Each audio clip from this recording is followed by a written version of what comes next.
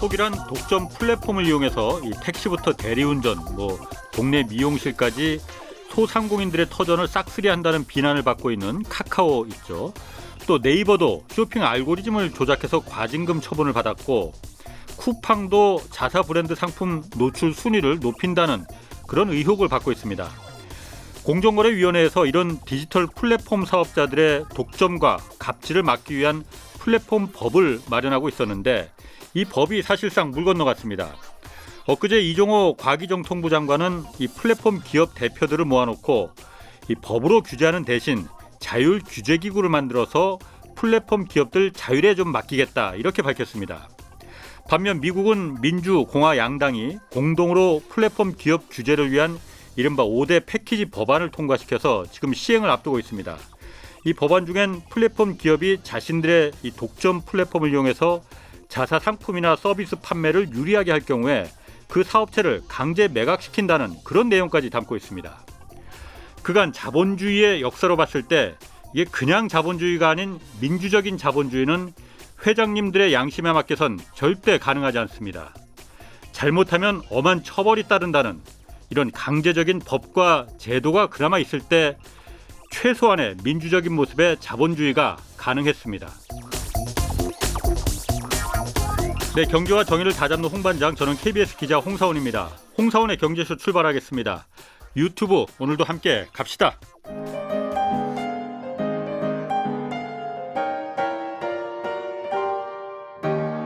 대한민국 최고의 경제 전문가와 함께합니다. 믿을만한 정보만 쉽고 정확하게 전해드립니다. 홍사원의 경제쇼. 네, 요즘 중국 내 외국 기업들의 탈중국 의지가 좀 커지고 있고, 베이징도 지금 부분 봉쇄 조치에 들어갔다고 합니다. 오늘 중국 경제 상황 자세히 분석해 보겠습니다. 전병서 중국경제금융연구소 소장 나오셨습니다. 안녕하세요. 안녕하십니까. 자, 먼저 미국도 그렇고 한국 더 말할 것도 없고 대부분의 증시가 지금 크게 떨어지고 있는데, 중국 증시만 지금 좋은 것 같아요. 중국 증시는 지금 좋죠. 네, 4월 달을 기점으로 해서 미국과는 완전히 반대 방향으로 계속 지금 한 달 반째 우상승하고 있습니다. 이유가 뭐예요? 다 원래 증시라는 게 다 대부분 미국 중심으로 이렇게 같이 커플링이라고 하잖아요. 되는 거 아니에요? 그래서 그렇게 돼야 맞는데 그 중국과 미국은 금융 상황, 경기 상황이 디커플링 되고 있다. 그래서 첫 번째 중요한 것은 이제 경기, 금리, 통화 이게 이제 전 세계 금융에서 또 미국 금융에서 가장 크리티컬한 부분인데 이게 중국은 미국과 정반대로 가고 있다. 정반대. 어차피 코로나 똑같이 유행했고 지금 그것 때문에 다들 고통을 겪었는데 어떻게 정반대로 갈 수가 있죠? 그래서 이제 순서가 다른 거죠. 그래서 코로나를 가장 먼저 겪은 데하고 나중 겪은 데 여기에 따라서 경기 회복의 순서, 경기 하강의 순서가 이제 차이가 있었고 그래서 중국은 코로나를 발병시키긴 했지만 강한 사회 통제력으로 빨리 안정화를 시키는 바람에 경기 회복이 가장 빨랐습니다. 전 세계에서.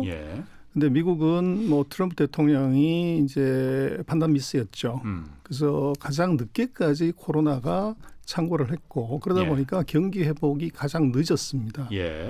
그래서 중국 같은 경우는 이제 경기가 이미 작년부터 하강을 해서 이게 중국은 한 5.5% 정도가 적정 성장률이라고 보는데 작년 4, 4분기 한 4%, 그리고 이제 금년 1, 4분기 한 4.8%, 근데 아마 2, 4분기는 거의 1%, 0% 정도까지 뚝 떨어지는. 그래서 미국은 지금 금리 올리고 난리치는 이유가 이제 경기 피크 때 돈 많이 풀어놓은 거 단속하는 그런 상황인데. 그래서 경기의 주기상에서 놓고 보면 미국은 피크아웃하고 있고 중국은 이제 먼저 갔기 때문에 역설적이지만 이제 바텀아웃을 하는. 그게 이제 첫 번째 다르고 그리고 이게 금리를 미국은 이제 지금 올리고 있죠. 그렇죠. 3%, 4% 하는데 중국은 경기를 부양시키기 위해서 금리를 내리는 상황입니다. 그래서 지금 전 세계가 다가 그 미국의 금리 인상 공포에다 떨고 있는데 중국은 이제 금리 인상 공포에서 자유로운 거죠. 그러다 보니까 이제 돈들이 몰리는 것이 있고 제일 중요한 것은 뭐 돈 풀면 죽은 고양이도 튀어오른다는 것이 금융가의 이제 소견인데. 죽은 고양이도 튀어오른다. 돈 풀면. 그렇습니다. 그래서 미국은 지금 이제 퀀티티브 타이트닝 한다고 자산 축소를 들어갔죠. 예. 돈을 줄이는데 중국은 반대로 통화량 늘리고 있습니다. 그래서 경기가 나쁘기 때문에 돈을 풀어놓는 상황이다 보니까 뭐 죽은 고양이도 튀어오르는데 살아있는 기업이야 당연히 이제 그 위로 올라갈 수 있는 그런 룸이 있는 것이죠.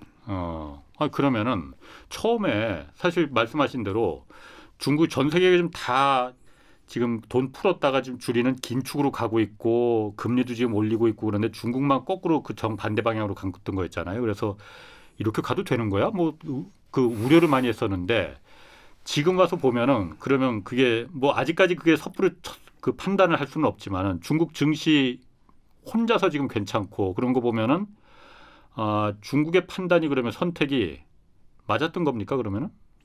선제적인 긴축이 이제 경기 하강 국면에서 충격을 더 줄였던 거죠. 판단의 그 옳고 그름이 아니고 그렇죠. 미리 했기 때문에 지금은 바닥을 쳤다가 다시 올라가는 거다 이렇게 보는 그렇습니다. 거라 이거죠. 그래서 뭐 그것은 정책 당국자의 판단인데 그건 사실은 운이죠. 누구나 먼저 선제적으로 하고 싶었는데 그게 잘 안 되는데 이번에 막 주목해야 될 것은 누가 잘했냐 못했냐보다는 경기가 어느 나라가 가장 먼저 턴어라운드 할 것이냐. 지금 하강 국면이기 때문에 다 공포지만 뭐 경기라는 것은 영원히 지옥으로 가는 것도 아니고 영원히 상승하는 것도 아니기 때문에 이게 앞으로 1년에서 1년 반의 타임 호라이즌에서 누가 가장 먼저 올라가냐. 거기다가 이제 돈을 태우고 싶고 투자하고 싶은 거죠.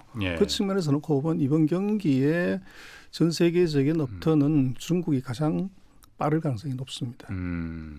그러면 지금 그것 때문에 중국 그 어찌 올라가는 시점이라서 중국의 지금 외국 자본들이 지금 달러가 계속 강세인데도 불구하고 자금이 계속 유입되고 있잖아요. 그렇기 때문에 중국 증시도 지금 그 좋은 거고 상대적으로. 그렇습니다. 이유가 뭡니까? 외국 자본들이 더군다나 지금 그 중국 경기 안 좋을 거라고 서방 언론들은 계속 지금 기사를 내보내고 있거든요. 그래서 이제 돈은요. 사상도 없고 이념도 없고 이거 이제 돈 되면 들어가는 거고 돈 안 되면 빠지는 거죠. 그래서 돈은 굉장히 이제 냉정하게 보는 건데 뭐 증시에 뭐 격언 하나 더 말씀을 드리면 언제가 최고의 투자 시점이냐 그러면 피가 길바닥에 흥건할 때가 그게 최고의 투자 시점이다. 그게 이제 증시의 격언이죠. 그렇게 놓고 보면 이제 중국 같은 경우는 경기가 바닥에서 기업들이 중내산해하고 있고 거기에 플러스해서 오미크론이 극성을 부려서 이제 아파트까지 다 문 닫는 그런 최악의 상황이 이제 최근 2달 반 동안 있었던 거죠. 그렇죠. 그렇게 보면 이제 돈의 상하이 봉쇄하고 막 그렇습니다. 그래서 이제 돈의 속성은 항상 이게 선열이 툭툭 떨어지는 이제 신선한 고기를 먹지 이미 잘라서 냉장고에 보관한 고기는 돈은 관심이 없습니다. 그래서 그렇게 놓고 보면 이것이 선열이 뚝뚝 떨어지는 그런 잔인함이 있을 때 이미 돈은 먼저 들어가죠.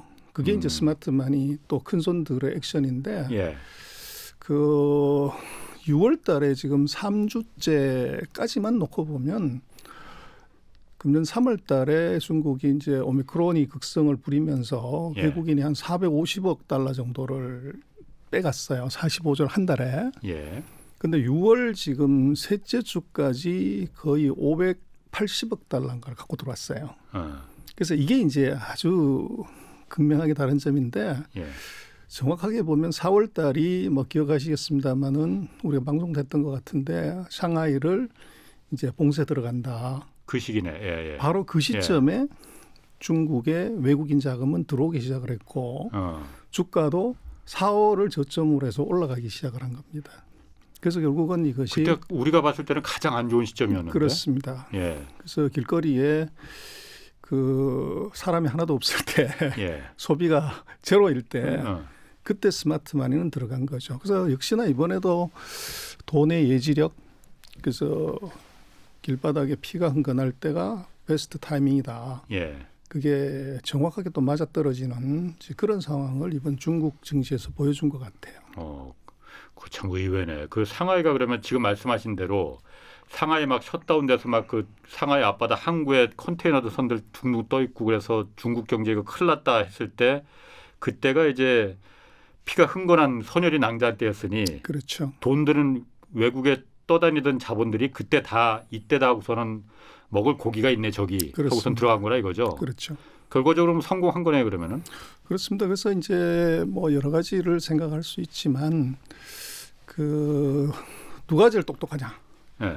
아인슈타인도 아니고 하버드 박사도 아니고 예. 돈이 가장 총명합니다. 그래서 돈이 얘기해주는 답은 그 사이 뭐 한국의 언론에서 뭐 중국 위기다, 경제 위기다, 부동산 위기다, 금융 위기다 그렇게 많은 얘기를 했었지만 예. 중국이 이게 아마 그냥 있다는 거죠. 예. 그리고 그 얘기를 이제 서방 언론들이 월스트저널이나 파이낸셜 타임스 같은 이제 서방의 대표적인 언론들이 그렇게 얘기를 했지만 예. 누가 돈 들고 중국 들어갔냐고 그러면 이제 미국과 유럽의 자본이 들어간 거죠. 예. 그렇게 보면 이게 그 정서적인 접근하고 이게 실리적인 접근은 완전히 다르다. 그래서 이제 우리는 뭐 중국이 위기다고 그래서 외국인들이 중국에서 돈 다 뺀다고 이렇게 생각을 하지만 예. FDI 그 외국인이 이제 기업인이 직접적으로 투자하는 건 어땠냐를 살펴보면 예. 금년 5월 달까지를 보면 작년에 5월 달까지가 718억인가 투자를 했어요. 예. 근데 이번에 5월 달까지 누계로 보면 22%가 예. 더 늘어났어요. 그래서 이게 이제 기업이 다 우리는 중국에서 다 문 닫고 가는 것처럼 보여지는데 예. 이게 데이터를 보면 오히려 투자는 늘고 있다. 그래서 이게 이제 언론에서 얘기하는 것하고 이 돈이 얘기하는 건 다른데 예. 그래서 이제 그것을 탈중국화나 디커플링이나 이런 얘기를 굉장히 많이 했지만 예. 문제는 공장을 이전하려고 하면 적어도 1, 2년의 시간이 필요하고 예. 그래서 제일 중요한 건 그런 것 같아요. 그 법보다는 주먹이고 예. 기술보다는 시장이다.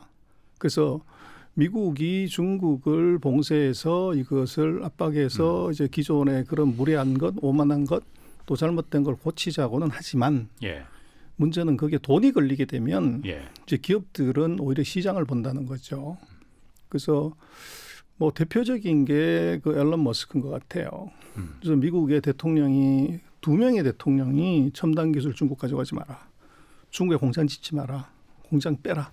예. 그렇게 얘기를 했는데도 불구하고 앨런 머스크는 전 세계에서 제일 큰 전기차 공장을 중국에 지었고 예. 또 지금도 제2 공장을 또 짓고 있는 거죠. 예. 그래서 얘기는 뭐냐 그러면 기업이나 돈은 시장을 보는 것이지 정치를 보는 것은 아니다. 예. 그래서 중국이 지금 자동차가 2,600만 대가 팔리는 세계 최대 시장이고 전기차는 전체 시장의 53%가 중국입니다. 예. 그걸 앨런 머스크는 세계에서 1등하는 전기차 오너는 놓치지 않는 거죠. 일론 머스크 테슬라는 그렇다 치더라도 많은 외국 기업들이 지금 중국에 대해서 물론 그게 중국의 이제 그 제로 코로나 정책 뭐 봉쇄 껐떡하면 봉쇄하고 그러니까는 안 되겠다 해서 이제 그런 이유도 있긴 있겠지만은 어쨌든 중국에서 빠져나가려는 뭐 이른바 뭐 오프쇼어링 뭐 온쇼어링 이런 얘기 하잖아요. 그런 얘기 중국에서 빠져나가려는 움직임이 있는 건 사실이지 않습니까? 그렇습니다. 근데 이제 그걸 우리가 조금 더 이제 보자고 하면 예. 이것이 울고 싶은데 뺨 때려준 거냐 아니면 정말로 이것은 돈 안 돼서 나가냐는 이건 구분해야 될 것 같아요. 그렇죠. 맞습니다. 그래서 제가 궁금한 것도 그거예요. 그렇습니다. 예. 그래서 제가 볼 때는 중국에서의 외국 기업의 엑소더스로 중국의 위기가 온다고 하면 예. 뭘 봐야 되냐 그러면 인당 소득 $10,000 이하의 그 저임 노동을 이용한 인가공 제품 기업들 예. 이 기업들이 빠지는 것하고 예. 포춘 500대 기업이 중국에서 빠진 것하고 구별해서 봐야 된다. 포춘 500대 기업 한 개가 들어가면 예. 그런 인가공 기업 500개, 1000개가 들어간 것보다 더 큰 부와 같이 생산 효과를 내는데 지금 중국이 시장으로서의 의미가 없고 그 생산의 기지로 의미가 없다고 하면 맨 먼저 공장을 빼야 되는 것, 맨 먼저 철수해야 되는 것은 포춘 500대 기업일 겁니다. 테슬라 같은. 그래서 포춘 500대 기업들 중에서 예. 중국에서 발 뺐다. 예. 이런 기업이 있냐는 거죠. 없죠. 그래서 이제 그걸로 판단을 하는 것이 맞지. 애플 같은 때는 좀 생각을 하고 있지 않아요? 그래서 이제 애플도 아직 90% 이상을 중국에서 만들고 있고 최근에 이제 인도나 이쪽 지역으로 그 생산 기지를 또 다변화하겠다고 하는 건데 그런 보도도 있었지만 또 재미난 것은 지금 우리 삼성과 애플은 피 튀기는 전쟁을 하고 있고 예. 그래서 애플의 OEM을 해주는 회사가 팍스콘이라는 이제 그 대만계 예. 중국 회사인데 그 고용을 줄이려고 한다는 얘기가 나오다가 아마 가장 최근을 보면 애플이 거꾸로 예. 그 박스콘 정조우 공장에 종업원을 늘려달라 그 요청을 했어요. 그게 중국 시장을 놓치지 못한다는 거군요. 그래서 그것보다는 애플 14를 만들려고 하면 예. 가장 숙련되고 예. 가장 빨리 가장 효율적으로 만들 수 있는 데가 중국의 정조 공장이라는 거죠. 그래서 그렇게 놓고 보면 왜 이제 애플이 공장을 확 안 빼냐 그러면 예. 전 세계에서 스마트폰 생산 여기에 최적의 생태계를 갖고 있고 예. 가장 효율적으로 생산할 수 있는 지역이 중국이기 때문에 예. 그리고 두 번째로 보면 시장이 중국이 지금 핸드폰 가입자 수가 16억 5천만 명이에요. 예. 그러다 보니까 이게 대체 수요만 해도 뭐 2년에 한 번씩 간다고 해도 8억대고 3년에 해도 5억대가 넘죠. 예. 거기서 애플이 대략 한 20%, 15에서 20% 점유율을 갖고 있는데 예. 그러면 뭐 5천만 대에서 1억대의 시장을 잘 갖고 있는 거죠. 그래서 거기서 5천만 대 1억대를 유럽이나 다른 국가에서 팔려고 하면 그런 시장이 있냐. 그래서 애플이 공장 안 빼고 있는 이유는 첫 번째는 생태계, 두 번째는 중국 자체가 갖고 있는 스마트폰 예. 시장. 이거 놓을 수가 없다는 거죠. 그런데 말이죠. 그 제가 만약에 어떤 기업을 운영하는 뭐 사장이다 입장이라면 그리고 중국에 들어가 있다고 하면은 상황이 사실 정치적인 상황이 지금 예전하고 너무나 많이 달라지고 있잖아요. 사실 저는 깜짝 놀랐던 게 얼마 전에 그 토니 블링컨 미국 국무장관이 그 새로운 대중국 전략이라고 이제 언급하면서 그렇게 언급을 했잖아요. 중국이 세계화로 가장 많은 혜택을 받는데 국제 질서를 지금 해치고 있다. 그리고 스스로 바뀌질 생각이 없는 것 같아 보이니 중국을 둘러싼 전략적 환경을 바꾸겠다. 인위적으로 이렇게 언급을 했잖아요. 그러다 보니까 중국 외교부에서 마치 미국이 지금 중국한테 전쟁 선언한 것처럼 들린다라고 맞받아치긴 했어요. 굉장히 지금 막 갈등이 막 정적으로 막 치솟고 있잖아요. 제가 만약에 중국의 공장을 운영하는 회사를 운영하는 그 사장님 입장이라면은 저런 상황 봐서 중국에 있는 거는 위험하다 더 이상은 근데 빼야겠다 어디 빨리 이런 생각이 들 것 같거든요. 그러니까 돈이 물론 된다고 시장이 있다 하더라도 그런 정치적인 이념적인 상황이 지금 분명히 달라질 게 뻔한데 위험해질 게 뻔한데 그렇습니다. 충분히 이제 그럴 수가 있는데 그것의 답은 예. 결국은 또 돈한테 물어봐야 될 것 같아요. 그래서 토니 블링컨 장관의 그 발언의 정수는 뭐냐 그러면 얼마 전에 바이든 대통령이 한국 왔다 갔지만 예. 이 한국을 방문한 가장 큰 이유가 IPF 인도태평양 경제 프레임워크에 예. 우리를 일본으로 이제 그 가입시키는 것 네. 그게 가장 큰 목적이었다고요. 예. 그런데 그것은 명확하게 얘기를 했고 예. 세상이 다 아는 것은 공급망에서 중국을 배제하는 것이다. 예. 그렇죠. 거기에 핵심 포인트는 반도체 공급망에서 중국을 빼는 것이다. 예. 그래서 뭐 지금 반도체가 무엇이냐 이렇게 물으면 산업의 쌀이다. 쌀 없으면 아무것도 못하는 거죠. 지금 뭐 예. 한국도 이 고급 세단이나 그 벤츠, BMW 뭐 고급 차종들이 6개월, 12개월 기다리는 이유가 반도체 때문에 그런 건데. 그래서 반도체를 중국으로부터 봉쇄를 한다고 하면 가장 먼저 샥을 받아야 될 것은 중국 주식시장입니다.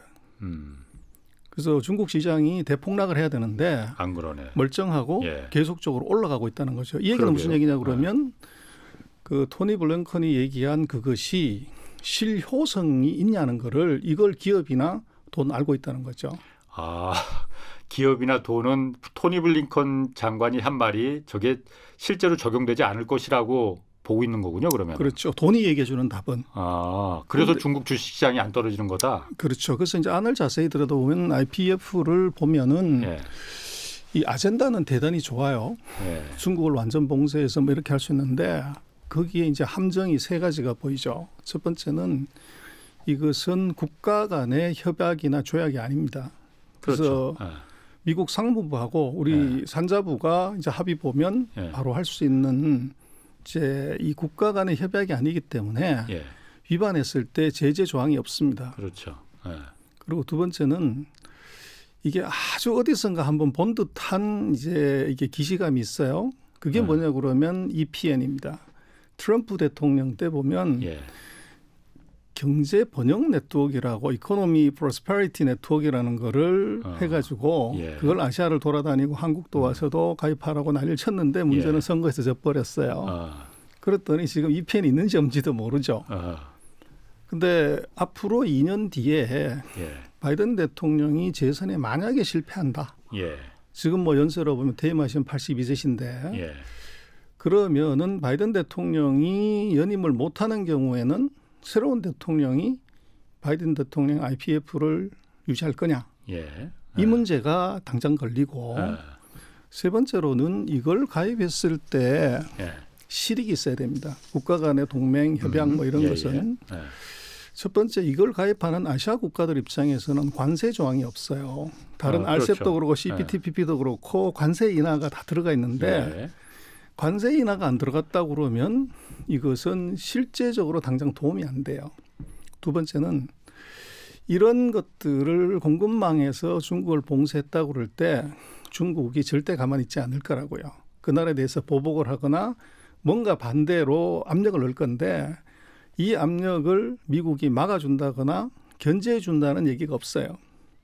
그리고 그러면 아시아 국가들 우리도 그렇습니다만 우리도 전체 수출의 거의 홍콩까지 포함하면 30%를 중국에 공급하는데 예. 그것이 공급망 포위 작전에 우리가 동참했을 때 그만한 시장을 잃어야 되는 거죠.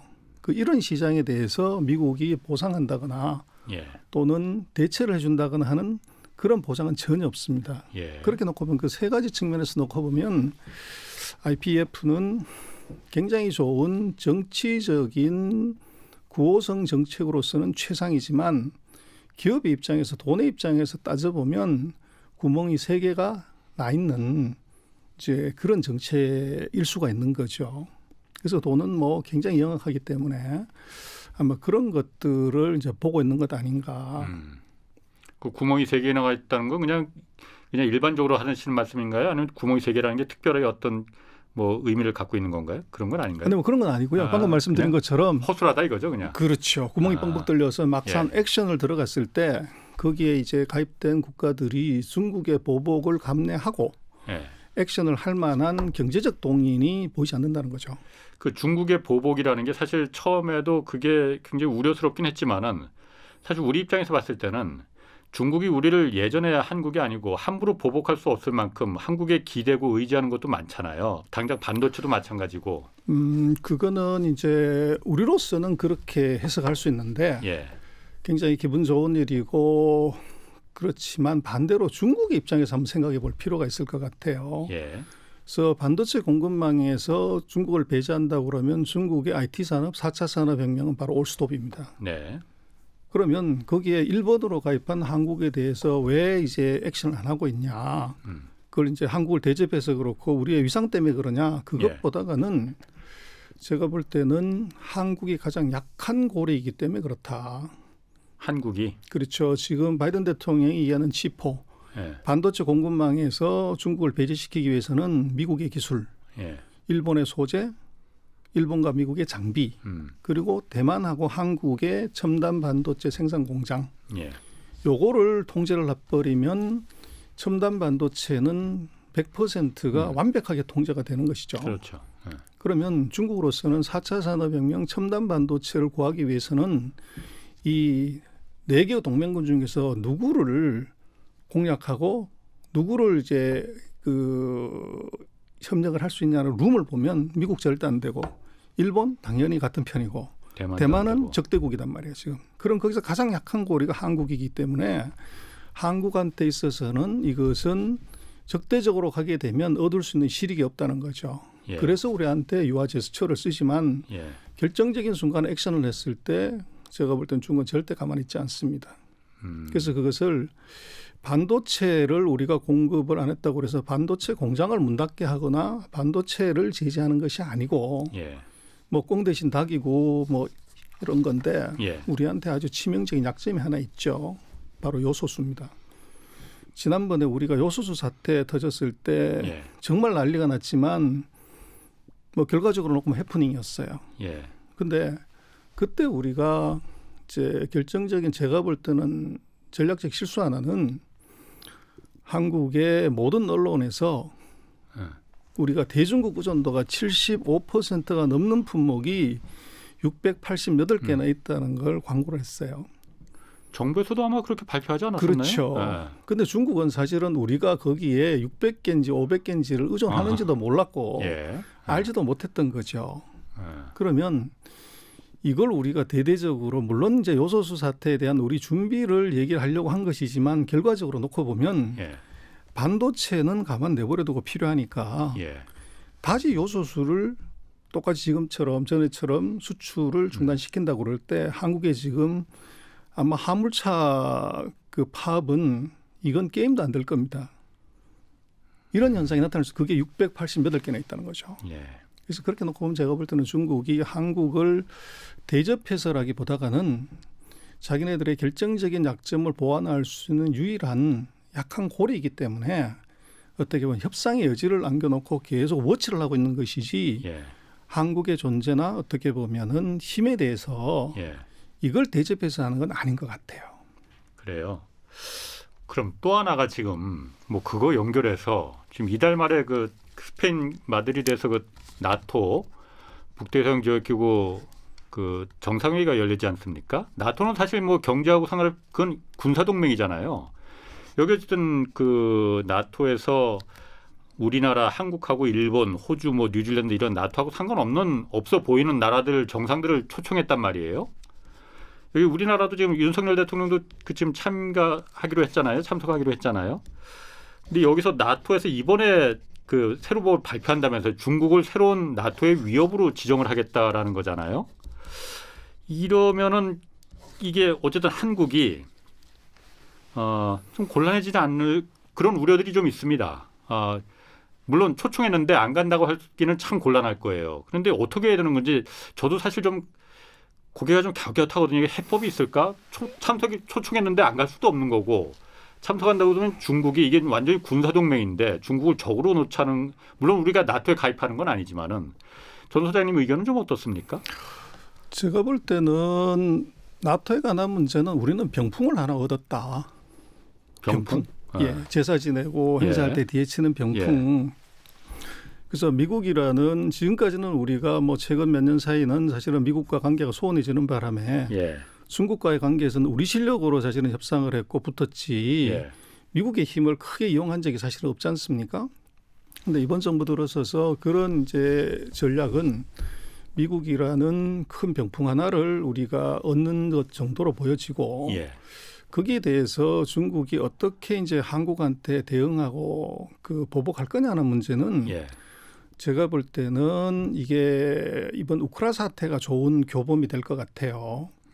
그래서 보면은 우크라 사태를 놓고 보면 러시아를 최단시간 내에 제압하고 저것을 우크라를 이제 공격해서 해방시킬 수 있다고 봤는데 이게 안 되고 있죠. 그런데 우크라 전쟁 터지고 나서 러시아의 환율, 주가, 금리 다 폭망을 했죠. 근데, 처음에 그렇죠. 처음엔 그랬었어요. 그런데 지금 다 전쟁 나기 전으로 다 올라왔어요. 참 그 의외더라고요. 그래서 거기에 보면 세상 나쁜 놈이 이제 서너 놈이 있는 거죠. 첫 번째가 미국의 쿼드 동맹의 한 축인 인도. 인도가 끊임없이 러시아에 석유를 사줬고 두 번째 더 나쁜 놈은 독일이죠. 그래서 자기의 이제 천연가스 에너지 의존도 40%를 러시아에 의존하기 때문에 이게 같이 싸우자고 얘기는 하면서 뒷구멍으로는 계속 러시아에 에너지를 사주는. 자꾸 나쁜 놈이라고 하니까 그 나라 사람들이 좀 듣고 있을 수도 있는데 하여튼 나쁜 나라라고. 예, 나쁜 나라죠. 그리고 세 번째가 중국입니다. 중국은 이제 똥값에 이게 러시아산 에너지를 그것도 지금 이제 러시아가 사달라고 애원하는 그런 단계가 되죠. 그래서 이런 이제 세 나라들 그리고 거기다 플러스해서 이제 브릭스 국가들이 계속적으로 이제 러시아에 여러 가지를 사주는 바람에 이런 일이 벌어지고 있는 거죠. 그 얘기는 이게 당연히 독일은 나토의 중요한 일원이고 예. 어떻게 보면 주식시장으로 얘기했을 때 주포인데 예. 주포가 저런 짓을 하고 있는데도 미국은 가만 내버려 두고 있다는 거죠. 그거 어쩔 수가 없으니까. 마찬가지입니다. 예. 그래서 제가 볼 때는 지금 경제적인 문제들이 붙었을 때 예. 제가 볼 때는 중국이 바라보는 한국이 나토를 가서 이제 업저버를 참석한다고 하는 것은 예. 똑같이 독일의 케이스 정도로 보는 건 아니냐. 어쩔 수 군사동맹의 없이? 중요한 멤버로서 그게 아니고 예. 결정적으로 경제적인 실리가 걸렸을 때 예. 이거 액션할 수가 있냐. 예. 그렇게 놓고 보면 독일하고 같은 예. 경제적으로 이것이 어떻게 보면은 이제 예. 미국과 동일체가 될 가능성이 대단히 낮다. 그렇게 보면 굳이 그리고 실제적으로 나토라는 게 북대서양 조약기구가 아니라 노 액션 토킹 온리 성격이 강하지 않습니까? 이번 노 액션 토킹 온리 나토가 그래서 이번에 그 예. 우크라 전쟁을 보면 행동을 없고 말만 요란하다 이거죠. 우크라 전쟁에서 나토가 사실은 거기에 가입하고 싶어가지고 난리를 치다가 당한 것이 우크라인데 예. 나토가 아무것도 안 하고 있죠. 그래서 그렇게 잘못하면 유럽으로 전쟁이 번질 수도 있는데. 그렇습니다. 예. 그렇게 놓고 보면 그 참전을 할 수가 없지. 이건. 그렇습니다. 이제 그런 측면에서 놓고 보면 이제 중국이 간파하는 것은 그런 정도 아닐까. 그래서 뭐 한국이라는 나라가 뭐 거의 업소보러 갔다고 해가지고 예. 보복하거나 제재할 수 있는 그런 계제도 아닐 뿐더러 예. 실익이라는 측면에서 보면 정말로 뭐 자기네 우크라 전쟁 하나도 제대로 케어를 못하는 나토가 예. 이게 아시아까지 태평양까지 과연 커버할 수 있냐? 이제 그렇게 놓고 보면 굉장히 회의적이다. 그래서 아마 뭐 우리가 여러 가지 우려는 할 수 있지만 제가 볼 때는 뭐 우리가 나토에 가서 업적으로 참관하는 것 정도는 별 문제 없을 거다. 그렇게 저는 생각을 합니다. 그러니까 나토 정상회의가 보통 때라면 모르는데 이번 정상회의에서는 중국을 콕 집어서 지금 새로운 위협이라고 지정을 한다는 거 아니에요? 하필이면 그때 그 회의에 참석하니까는. 근데 그것은요 이미 뭐 그 이전에도 유럽 국가들은 뭐 중국을 이 적대 국가 예. 또 견제해야 될 국가로 지정한 건 이미 한참 오래됐죠.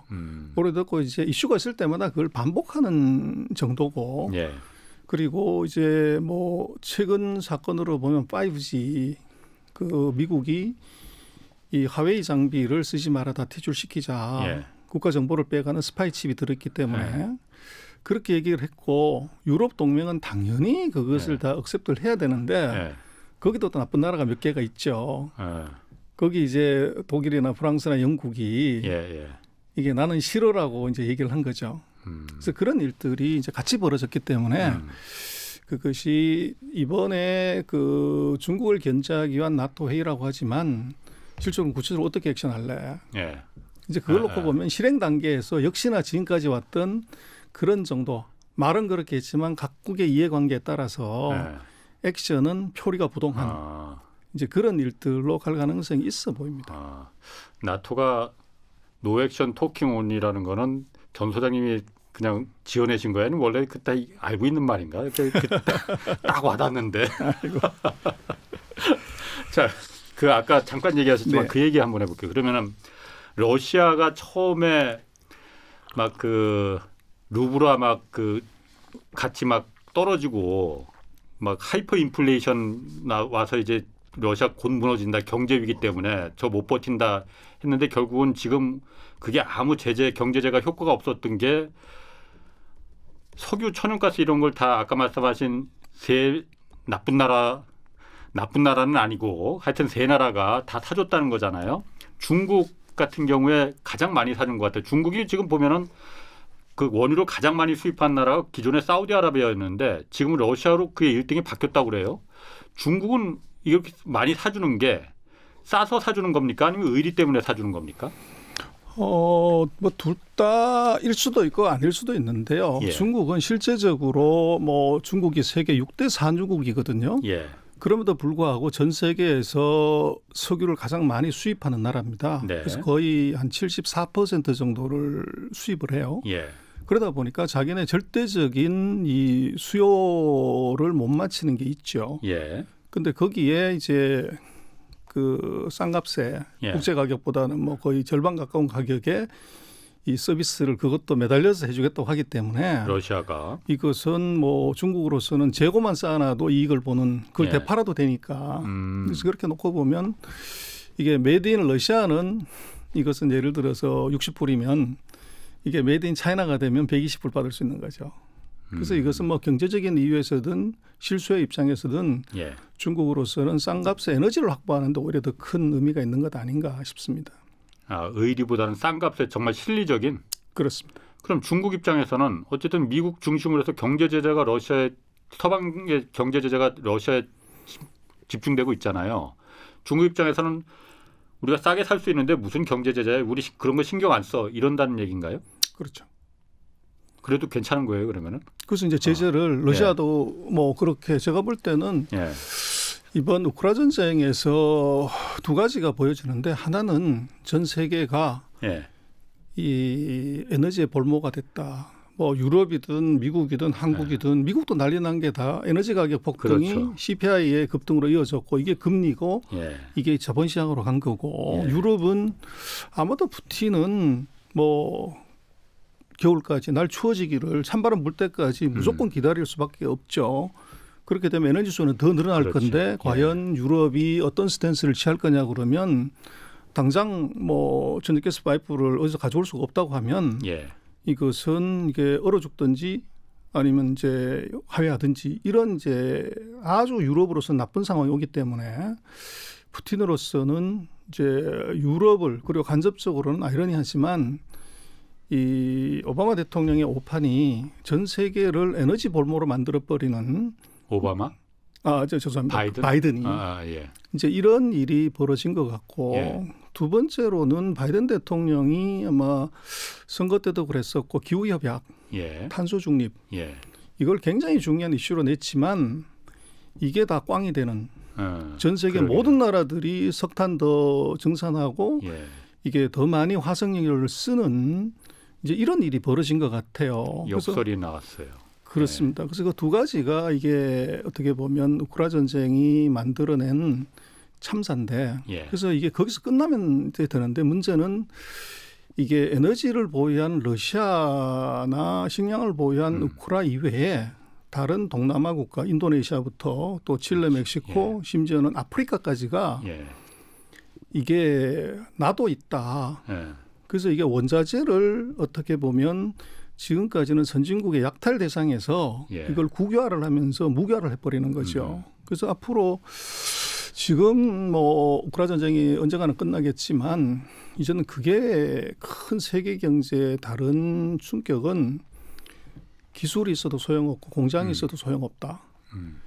원자재가 확보 안 되면 이것은 이제 공장 세워야 되는 예. 선진국의 기술이 문제가 되지 않고 후진국의 원자재가 이게 세계를 세워버리고 선진국 공장을 이제 실업자를 만들 수 있는 그 시대가 와버린 것 같아요. 그래서 이게 지금 문제인 것 같고 그래서 그것이 우리처럼 뭐 수출이 GDP의 60%를 넘어가는 이런 나라에서는 아주 치명적인 그렇죠. 상황이고 예. 그래서 외국인들이 한국 주식을 계속 판다. 예. 삼성전자가 이익을 저렇게 내고 세계에서 1등하는 회사가 있는데 그렇지만 결국은 이제 스마트한 돈이 보는 것은 바로 그런 리스크. 이게 최대로 타격받을 수 있는 이게 단기간에 해결이 되지 않는다고 하면은 예. 이것의 이제 충격이 이제 클 수밖에 없는 이제 그리고 뭐 지금 그 사이에 좀 논의를 했습니다만은 IPEF가 정말로 실행이 된다고 했을 때 그게 누가 크게 타격을 받냐? 정말로 반도체 공급망을 이제 중국을 배제시킨다고 하면 거기에 1순위가 한국이 될 수가 있는 거죠. 우리나라 전체 반도체 수출의 63%가 중국으로 가는데 예. 그게 섣버린다고 하면 그 충격은 삼성전자 하이닉스가 세계 1등을 한다고 하더라도 그 충격은 뭐 너무 커지는 거죠. 그렇다고 하면 그 63%의 수출을 다른 지역으로 돌릴 수가 있냐. 예. 현실적으로 다른 대안이 없죠. 예. 그래서 그런 것들이 이게 복합적으로 같이 반영되고 있는 것 아닌가. 이게 우크라이나 전쟁 이전에 이 세계화가 금이 가는 조짐이 이제 보였었는데 세계화라는 게 결국은 말씀하신 대로 여러 가지 원자재를 갖고 있는 나라, 노동력을 갖고 있는 나라가 다 분업을 해서 물건을 가장 싸게 가성비 좋게 만드는 게 결국은 세계화잖아요. 쉽게 말하면은 그게 이제 금이 가기 시작했는데 우크라이나 전쟁이 러시아가 우크라이나를 침공하면서 말씀하신 대로 원자재 갖고 있는 나라들 또 이념적인 블록이 만들어지면 세계가 완전히 이제 끝나버 종식 이제 무덤 속으로 들어가 버렸잖아요. 그러다 보니까는 말씀하신 대로 원자재를 갖고 있는 후진국 그 제3세계 국가들이나 이런 나라들도 목소리가 커질 수 있는 그리고 어쨌든 물건을 이제 싸게 살 수 있는 시대는 그걸로 인해서 이제 끝나버린 것 같아요. 이게 뭐 누구한테 좋은 결과를 가져다 줄지는 모르겠지만은 뭐 다 안 좋은 결과 아닌가 그런 생각을 좀 들긴 뭐 듭니다. 자, 그리고 전 소장님 나오셨으니까 중국 부동산은 지금 어떻습니까? 중국 부동산은 지금 여전히 좋지는 않죠, 지금. 중국 부동산에 대해서 조금 한국에 오해가 있는 부분이 있는데요. 예. 이제 중국의 경제 위기에 관해서 중요한 요인이 중국의 부동산 때문이다. 예. 중국 부동산이 끝났다. 예. 뭐 이런 얘기들 한국 언론에 또 SNS에 넘쳐나는데 제가 빈집들 넘쳐나고 뭐 그렇다고 뭐 그런 제가 볼 때는 조금 팩트 체크 제대로 하고서 얘기해야 된다. 예. 그래서 작년 6월 이후에 아마 제 기억에도 그 홍지안님 방송에서 한 2번 정도 중국 헝다 사태를 제가 얘기를 드렸던 적이 있던 것 같아요. 예.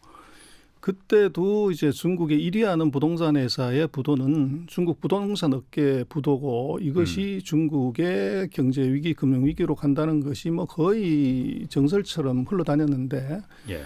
문제는 1년이 지났어요. 그때 반대로 말씀하셨죠. 예. 근데도 아직 헝다는 부도 안 나고 있고 예. 중국이 금융위기가 오지 않았다는 거죠. 그런데 예. 지금 놓고 보면 한국에서 중국의 부동산 위기론을 얘기하는 중요한 이제 근거는 예. 토지 그 부동산 거래 면적이 마이너스 예. 40%가 나왔다. 예. 그래서 이건 거래 급감은 결국은 이것은 이제 문제다 이렇게 얘기를 하는데 근데 그걸 조금 이제 간단하게 팩트 하나만 체크하면 답이 심플하게 나오는데요. 코로나입니다.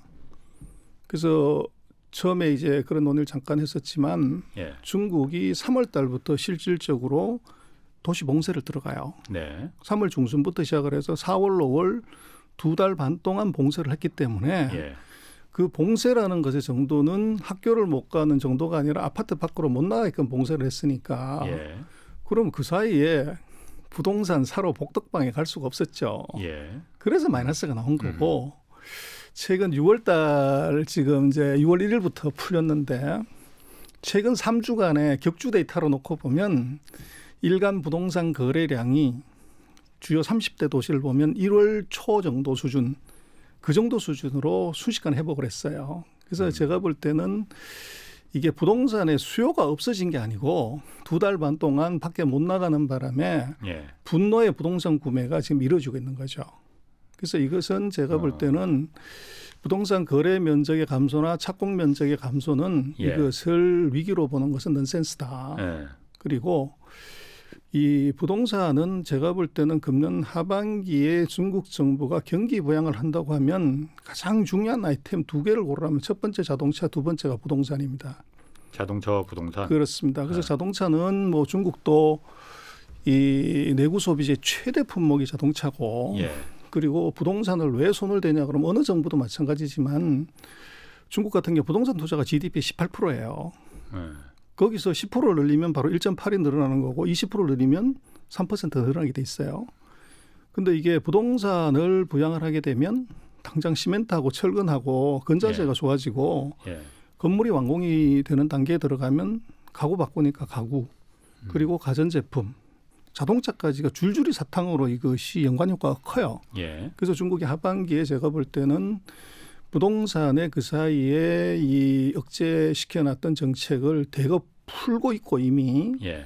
이걸 경기 회복의 수단으로 쓸 겁니다. 예. 그리고 이제 헝다 문제도 지난번에 말씀을 드렸지만 안을 자세히 들여다보면 중국의 10대 부동산 회사 중에서 문제가 됐던 헝다는 그 한 개 회사고 나머지 9개 회사는 그 해당이 되지 않아요. 정부 제재에. 그래서 9개 회사는 예. 멀쩡하게 있는 거죠. 예. 그래서 이게 중국을 특정한 지금 보면 1선, 2선, 3선 도시 중에서 그 1선 도시는 가격이 그런 대로 유지를 하고 있고 2, 3선 도시는 마이너스예요. 예. 가격이 떨어지고 있는 거죠. 그러면 중국은 최근 이제 2019년부터 2년 반 동안 부동산 가격을 잡으려고 규제를 했어요. 그렇죠. 예. 그런데 2, 3선 도시에서 가격이 떨어지기 시작하면 더 이상 규제할 필요가 없습니다. 그래서 하반기에 그 규제를 풀어서 이게 GDP도 올리고 고용도 늘리고 하는 아주 중요한 정책의 수단으로 부동산이 될 겁니다. 아니, 지금도 부동산에 대해서는 규제 계속 그 완화하고 그 우대금리 내리고 그러고 있지 않습니까? 그게 바로 이제 4월 달에 예. 코로나 봉쇄 사태가 터지고 나서 예. 그 이전까지 금년 1월 달까지는 여전히 규제를 했었고요. 이번 이제 오미크론이 극성을 부리면서 중국 정부의 부동산 정책에 대한 스탠스가 바뀌었습니다. 아, 그러면 이렇게 어쨌든 중국이 제로 코로나 정책을 쓰면서 부동산 정책도 이제 바뀌고 경기 부양 부동산 경기뿐만이 아니라 경기 부양하는 정책을 쓰는 거 동시에 하는 거잖아요. 그렇습니다. 둘이 서로 반대잖아요. 반대를 이렇게 반대되는 정책을 같이 펴는 게 맞는 겁니까? 부동산 완화를 하는 건요. 네. 그것은 최근 2년 반 동안 이게 규제를 했기 때문에 예. 부동산 가격이 안정이 돼버린 거죠. 근데 지금 경기가 나빠졌으니까 예. 이제는 약간 부양을 해서 올라가더라도 예. 이것이 집값의 폭등이나 급등으로 이어지는 것이 아니라는 거죠. 아니 그러니까 제 말은 제로 코로나 정책을 여전히 시진핑 주석이 갖고 있는 정부 정책 기조잖아요. 네. 제로 코로나 해야 된다. 그러려면 경기가 망하든 말든 코로나를 없애는 게 우선이다. 이거는 계속 하면서도 경기를 부양하는 게 안 맞는 거 아니냐. 그것도 이제 우리가 조금 봐야 되는데 예. 그 제로 코로나를 중국말로 칭링이라고 하는데요. 중국 정부가 제로 코로나의 개념을 3가지를 써요. 그리고 예. 이번 상해를 계기로 해서 이 제로 코로나, 그다음에 동태적 제로 코로나, 사회적 제로 코로나 이 3가지 용어를 쓰는데 예. 지금 중국이 얘기하는 제로 코로나는 사회적 제로 코로나입니다. 그래서 우리는 뭐 그게 무슨 귀신 시다나 까먹은 소리 하는데 이게 다르게 얘기를 하면 뭐 간단하게 얘기하자면 우리로 얘기했을 때 우리 위드 코로나로 전환했잖아요. 예. 중국의 지금 하고 있는 사회적 제로 코로나는 우리하고 똑같습니다. 중국판 위드 코로나예요, 그러면? 그렇습니다. 이거 완전 푼 거예요. 그래서 이게 어떤 말이냐면 사과 상자에서 이 썩은 사과를 골라서 깨끗한 상자에 담고 그러면 이게 분리가 되는 거죠. 그럼 깨끗한 사과에서 여기서 무증상자가 있어가지고 또 감염을 시키는 것. 요거를 안 나올 때까지 계속 골라내서 깨끗한 사과에서 2주 이상 예를 들면 썩은 사과가 안 나왔을 때 요걸 사회적 제로 코로나고 이미 바꾼 거예요. 그래서 그건 우리로 생각하면 이쪽에 썩은 사과 안에는 여전히 감염자가 있는 거죠. 거기는 그냥 봉쇄 계속하고. 그렇습니다. 이쪽 나머지 지역에 대해서는 정상 활동을 한 그게 지금 중국이 하는 제로 코로나입니다. 그래서 우리로 쳤을 때 위드 코로나로 이미 중국은 전환한 겁니다. 아, 그러면은 그렇게 뭐 봉쇄됐다고 해서 막 다 이제 막 그렇게 셧다운하고 그런 거는 아니네요. 그러면. 앞으로는 제가 볼 때는 도시 단위의 봉쇄는 없습니다. 그렇군요. 그래서 그게 이제 사회적 제로 코로나라고 하는 중국 특유의 이제 말장난에 이게 우리가 뭐 별로 관심도 없지만 제로 코로나는 우리는 0인 것이 제로 코로나지 무슨 그렇죠. 이제 앞에 접두를 자꾸 붙이냐. 근데 중국은 내뱉은 말이기 때문에 이제 그런 식의 위드 코로나 정책으로 전환을 했다. 그렇게 얘기 드릴 수 있을 것 같습니다.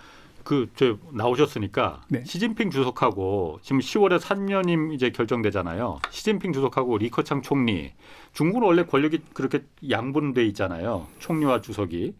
둘 사이가 어떻습니까? 나쁘다는 말도 있고 좋다는 그렇지 않다는 말도 있는데. 글쎄 뭐 중국은 이제 그 개파 정치를 하게 되는데 그 주석은 정무하고 외교를 담당하고 총리는 이제 행정하고 경제를 담당을 하죠. 그래서 둘 사이는 공정당파하고 이제 시진핑파하고 서로 동상이몽을 꿈꾸는 같은 침대에서 같이 자기는 하지만 그런 관계고 지금 그 두 사람의 관계는 예전에는 이제 동등한 7명의 상무위원에서 n분의 1의 지분율을 가졌지만 이것이 지금은 바뀌어서 상명하복의 관계로 시진핑이 1위고 나머지 6명의 지도자들이 연말이 되면 자기가 했던 업무를 시진핑한테 보고하는 형태로 이게 바뀌었어요.